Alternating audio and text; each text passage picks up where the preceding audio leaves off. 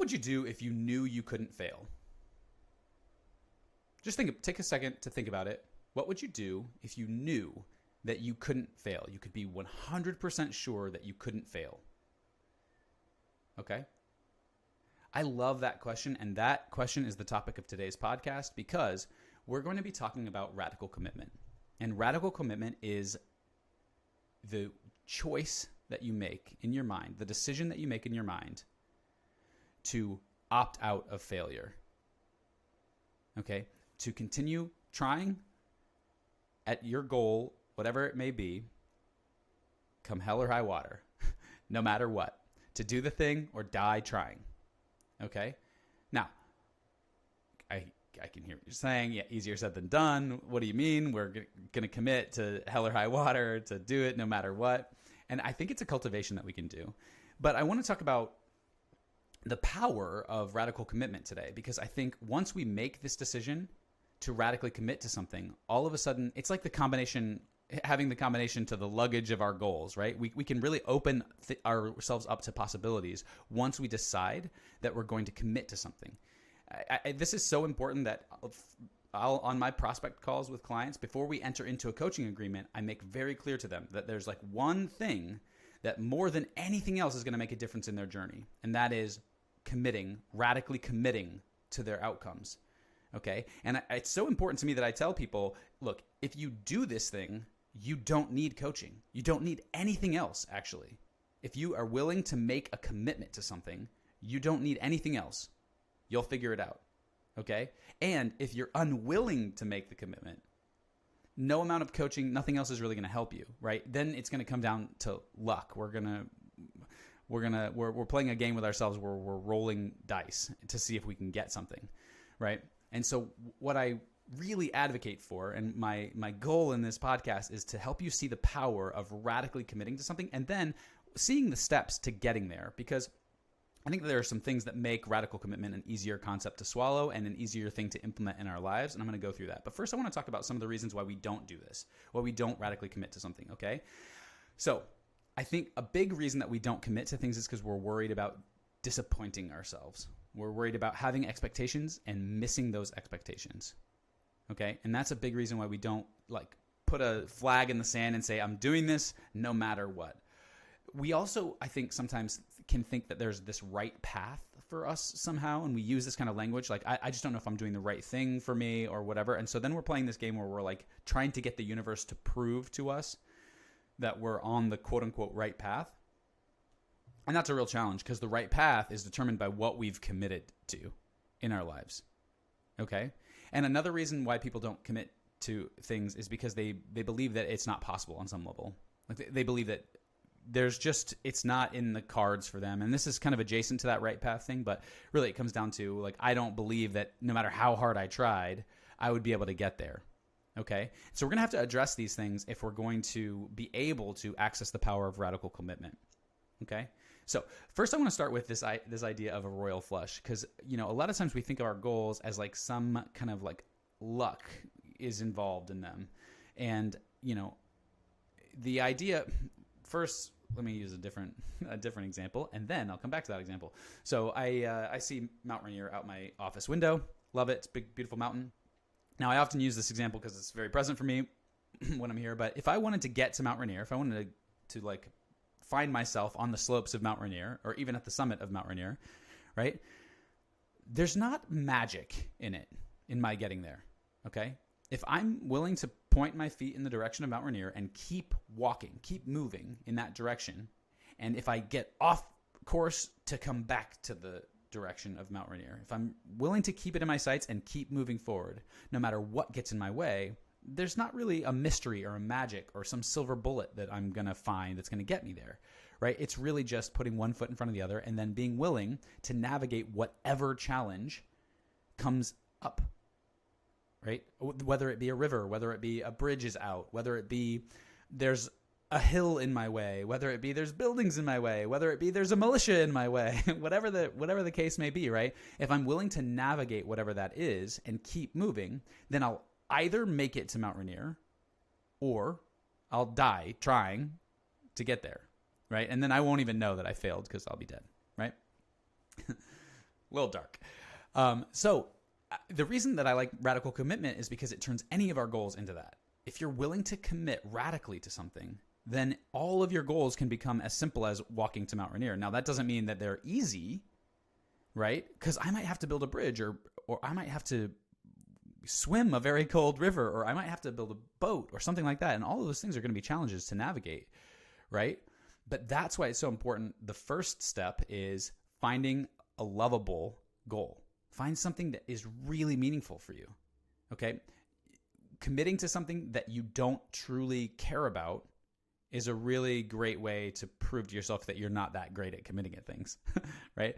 So choosing something that's really lovable for you, something that's really important to you, is the first step, I think, of getting to a path of radical commitment. First, we find something that we care about, something that's important to us, something that you'd be willing to fail at 1,000 times, okay? Because getting back to the royal flush, let's say you have the stats on a royal flush are 100. It's 1 in 650,000. So you have a 1 in 650,000 chance of getting a royal flush in poker. Okay. Now, the other way of looking at that, because those odds are astronomical. That's a really high, chance. But the other way of looking at that is that if you sit down at the table for long enough, it's not a question of if you'll get a royal flush. It's a question of when you'll get it. Okay. And so we want to find something that we can put the reps into, right? Think about what it would mean if you were willing to fail at something 1,000 times, 10,000 times. What would happen in your life if you approached the thing that you most want, that thing that if you knew you couldn't fail, you would go for? If you approached that knowing that you would, and you were willing to fail at it 1,000 times, 10,000 times, what would happen if you failed at something? What would happen if you tried your hardest to do something 10,000 times? You think you might get there? You think you might get close? Right? This is what the power of radical commitment is. It's the willingness to keep trying. Okay? So first, we have to find a lovable commitment. Okay? The second thing that we do for radical commitment is we find a path of possibility. Okay? You're going to have a really hard time committing to something if you don't believe that it's possible for you. Okay? If you're telling some story that like it's got to be in the stars, or, some kind of luck or some kind of magic has to happen, right? So finding a path of possibility, really important. You have to believe a couple things. One, you have to believe that it's possible for the thing to happen. Okay? There were plenty of people before the Wright brothers who didn't believe that it was possible for humans to fly, so they never tried. They weren't willing. Okay? The Wright brothers, they were so committed to flying that no matter how many failures they experienced, they kept returning to the challenge, and they were either going to do it or die trying. Okay? So they created possibility out of a lack of possibility. They were willing to keep trying, to keep returning to it. Okay? So find your path of possibility. Now, if it's never been done, like with the Wright brothers, you're going to have to find some other way to believe that it's possible for you. But most of the things that most people want to do, they've been done by other people already. And if that's the case, or at least something like them has been done by other people, even for the Wright brothers, building machines that could do things and iterating that process had already been developed, right? And so finding models for success is one of the ways to find a path to possibility. Find a model. Find somebody else who's done it. YouTube is a great resource for this, right? The internet is fantastic because all kinds of people have done all kinds of really crazy cool things. And if you can find one of them and kind of reverse engineer how did they do it, then you can find your own path to possibility. Okay? And the second thing you have to do for finding a path of possibility is because it's not just enough to believe that it's possible for someone to do it. We have to believe that it's possible for us to do it. So you have to find a path of possibility that you can see yourself walking. Okay? And you can do that in lots of different ways. And this is one of the reasons why people hire coaches. But actually exploring the different options, the different paths that you could walk. Because again, take the Rainier example. There are an infinite number of ways that I could get there. Okay? The path, the quote unquote, the path to getting to Mount Rainier isn't going to be real for me until it's in hindsight, not in foresight. I don't need to know how to do it. Okay. There are an infinite number of ways, but I do have to believe that it's possible. So I do have to like tell myself a story that, yeah, well, I'm going to come to a river at some point and, well, what can I do? Well, I could swim it. Okay. It's going to be very cold. Can I handle coldness? Am I willing to handle coldness? No? Okay, cool. Well, I could build or find or in some other way resource a boat to cross a river. Okay? Or a bridge to cross a river. Okay? Now look, that might take me a long way out of my way. That might not be the straightest path to get to Mount Rainier. Right? But it's one of an infinite number of paths to get there, and I can believe that I could walk up the bank of the river until I find a bridge, cross over, and then get back on track toward Mount Rainier. That's something that I can believe myself possible of doing, right? So the second step is find a path of possibility for yourself, because if you can't find that, you're going to have a really hard time committing to the whatever your goal is, okay? So step one, choose a lovable goal, something that you're willing to return to again and again and again and again, something that would be worth facing failure. Okay, because failure, that is the ticket price of success. We have to fail to succeed. I love talking about kids learning to walk because you can just see it so clearly there. They fall over again and again and again, but it's because they fall over that they squat themselves back up and get stronger in their legs, which is what ultimately gives us the power to walk around. Okay, it's because we fail that we succeed, not despite our failures that we succeed. Okay, we learn from every single one of them. So what is the lovable thing that you'd commit to, that you'd be willing to commit to? Okay. Second, find yourself a path of possibility. See it, believe it. See yourself in your mind's eye walking the path, okay, and imagining yourself facing the failure and surviving it, and then continuing on the other side of it. And then the last step, I think, is, well, the second to last step is to cut yourself off from retreat. So you hear a lot of people. I think about my when I was at high school age, and the college conversation was coming up amongst me and my friends. I would hear frequently from parents like, "Well, what's your plan B?" Right? What's your plan B? And especially for me, I was a theater major. I wanted to be an actor. Well, what's your plan B? Right? Well, see that question, that's counterproductive, right? Because that undermines our commitment. That undermines our ability to figure things out. Okay? Not a useful question, because now we're thinking about how it's going to fail, and that there is such a thing as failure. Okay? And we're giving ourselves that out, but then we're undermining the power that we have to commit to something, right? So cutting yourself off from retreat, making a decision that you're going to get there or die trying, that you're going to go all in, that you're going to push your chips into the table and keep going, okay? And this is such a powerful thing, like to cut yourself off from retreat. Like I remember when I was building my coaching business, I remember having this conversation.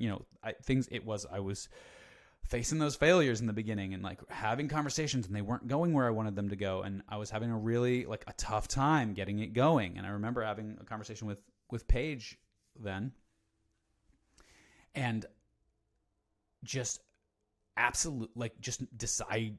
Had this moment. I was laying on bed, and I was like, I was having a really hard time. I was like dealing with a lot of emotions, and I remember just like having this moment where, she's like, well, what if you could, go do something else? You could go find another corporate job or whatever. And I just remember this, this rising feeling inside me that I would rather live under a bridge and eat out of garbage cans than ever do that again. And I just refused. I made this decision, and I refused to do it. I was just unwilling to ever face that path. And I decided that I was going to do it. Now, of course, I had to believe that it was possible for me, right? Had to believe that it was possible, and it was lovable. It passed the test for me. Gosh, it felt like it was in so much alignment for me. And then I could see that other people were doing it, and I was like, I can do anything that they're doing, right? So I had the lovable commitment, and I had the possibility, right? But then I cut off my retreat. The decision was there. It was, I am going to do this, or I am literally going to die trying to do this. My damnedest. Try my damnedest doing it, right? So this is a really important part of the commitment. This is like, you cut off your retreat. You say, you know what? There is no plan B. I'm going to figure out plan A. All right? And then the last step, I think, is because once we do this, once we make the commitment, okay, and that you're like, you know what? I don't care if it takes me 10 tries. I don't care if it takes me 50 tries. I don't care if it takes me 500 tries. I don't care if it takes me 10,000 tries. This thing is important enough to me that I'm willing to do those reps, that I'm willing to face failure. Okay, not that I'm going to try to figure out how to do it without failing, and that if I can do that, then I'll be good. But like, no, I'm going to go through the failure. I'm going to figure out, I'm going to try my hardest until I can't do it anymore, and then I'm going to try again. And then I'm going to try again, right? Because the thing is, what we're committing to, again, we're not committing to stick to something. We're committing to return to it again and again and again and again, right? You're saying, if I run out of money, if I run out of time, great. Well, I'm going to take a little detour and I'm going to go figure out money, or I'm going to go figure out time, and then I'm going to come back to this path, right? That's what commitment means. Not that I'm going to stick with it, but that I'm going to figure it out no matter what. That I'm going to go all in. No matter what, I'm going to figure it out. Because once you've made this decision, here's the cool thing. This is the fourth step. Now we get to just enjoy the journey. Now I can actually like just appreciate doing my reps and fucking up, failing, right? That is a real power. That's where things start to get magical, is when we start to really just have fun with the process. We try some things out, we learn from our journey, and then we keep trying new things, okay? If I told you that you were no more than 100 failures away from anything that you wanted in the world, would you be willing to do it? Would you be willing to fail to get anything that you wanted in the world? If I told you were 100 failures away, would you be? Now, you can't just fail. Like, it's not failure if you didn't try.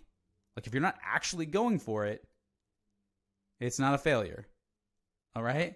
So if I told you were 100 failures away from anything that you really wanted, would you be willing to do it? Would you be willing to face the disappointment of that failure? So this is the power of radical commitment. This is what it comes down to. It comes down to picking something that you love enough that you're willing to face the failure. Finding a path where you believe it's possible for you. Okay? You might not know how exactly, but you know that. You believe that it's possible. Right? Cutting off your retreat and then enjoying the journey. All right? So I hope that this helps. I hope that you can take this and think about your life. Think about those goals that you have. Think about that thing that if you knew you couldn't fail, you would want for yourself.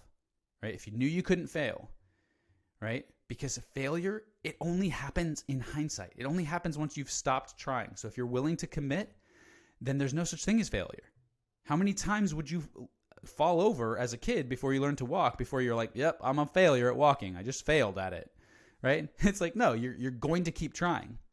You're going to keep trying. And that's why we all walk, by the way. It's because we were willing to fall down as many times as it took to get it. All right. So this is the power of radical commitment. We pick a lovable commitment. We find the path of possibility. We cut off our retreat, and then we enjoy the journey. All right. Thanks for listening. If you have a commitment that you'd like to make, or if you have something that you want, share it in the comments. I'd love to hear it. If you have any problems with what I said, if you don't believe any of what I said, or you don't think that I resolved something that I missed, put it in the comments. That'll be a topic for future podcasts. I'd love to help you think through these things. I personally love helping people find the path of possibility, right? That's one of my favorite things. So if you need help figuring out the path of possibility, reach out. I'm happy to brainstorm with you, happy to find that path with you. All right. Thanks so much for listening. Live your freedom, love your life. See you next week. And in the meantime, live your freedom and love your life.